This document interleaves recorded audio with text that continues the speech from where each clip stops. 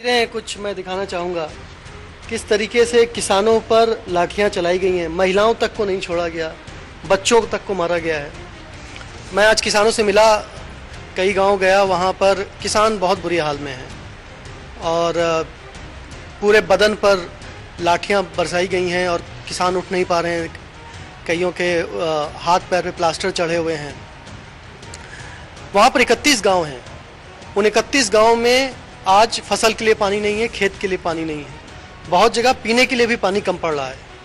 वो किसान शांतिपूर्वक तरीके से गांधीनगर आकर अपनी बात, अपने हक की बात करना चाहते थे, लेकिन पुलिस ने एक साजिश के तहत उनको बीच में ही रोककर खेतों में घसीट कर मारा, लाठियां चलाईं और उसके बाद उन्हीं के ऊपर फर्जी पर्चे लिखे गए, मुकदमे लिखे गए। 307 गंभीर आपराधिक मामला है, उसके फर्जी मुकदमे लिखे गए। तमाम किसानों को जेल में डाल दिया गया है, कुछ किसान अभी भी जेल में हैं। सरकार ने एक मैसेज दिया गुजरात के किसानों को कि अगर आप गुजरात सरकार की नीतियों के खिलाफ आवाज़ उठाएंगे और भारतीय जनता पार्टी के खिलाफ आवाज़ उठाएंगे तो हम आपको कुचल देंगे, हम आपको दबा देंगे, हम आपकी आवाज़ को उठने नहीं देंगे। इस तरीके का भय का वातावरण गुजरात में कायम करने की कोशिश की जा रही है। मैं सरकार को बताना चाहूँगा कि अभी तक उनका मुकाबला कांग्रेस पार्टी से था। भारतीय जनता पार्टी कांग्रेस पार्टी को दबा लेती थी, उनके नेताओं को खरीद लेती थी, उनके नेताओं को सरकारी ठेके दे देती थी, उनके नेताओं के घरों में पैसे पहुंचा देती थी और वो चुनाव जीत लेते थे। लेकिन अब उनका मुकाबला आम आदमी पार्टी से है। ये आंदोलनकारियों की पार्टी है। आज गुजरात के में जहाँ जहाँ जो भी आंदोलन हो रहे हैं, उन सब आंदोलनों को एकत्रित करने का काम आम आदमी पार्टी कर रही है।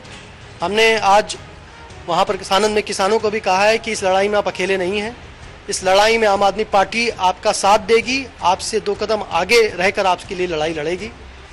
ये सरकार अपने आखिरी कुछ सांसें उनकी बची हुई है, 7-8 महीने और बचे हुए हैं। मैं अमित शाह जी को और सरकार को चेतावनी देना चाहता हूँ कि अब ये दमन चक्र और ना चलाएं, क्योंकि गुजरात की जनता बहुत परेशान हो चुकी है और अगर अब इस तरह की घटनाएं और हुई तो इसका मुंह तोड़ जवाब आम आदमी पार्टी, भारतीय जनता पार्टी को देगी। हर जगह भय का वातावरण है। दूसरी जगह छोटे से छोटा काम सरकार में करवाने के लिए घूस देनी पड़ती है। जनता इस तरह के घूसखोरी वाली सरकार से परेशान है, रिश्वत खोर सरकार से परेशान है।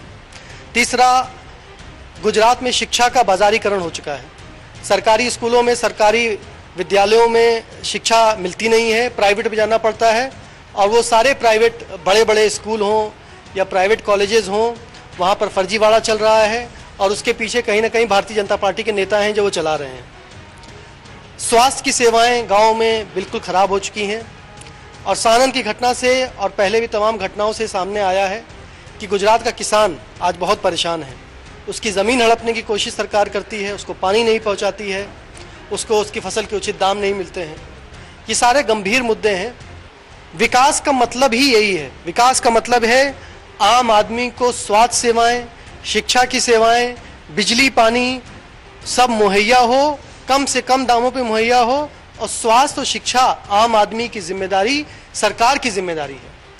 गरीब अपना इलाज नहीं करा सकता है, गरीब अपने बच्चे को नहीं पढ़ा सकता है प्राइवेट में, वो सरकार की जिम्मेदारी है। यही हमारा विकास का मॉडल है जिसको हमने आज दिल्ली में लागू किया है, हम आने वाले समय में पंजाब में लागू करेंगे और उसके बाद हम गुजरात में लागू करेंगे।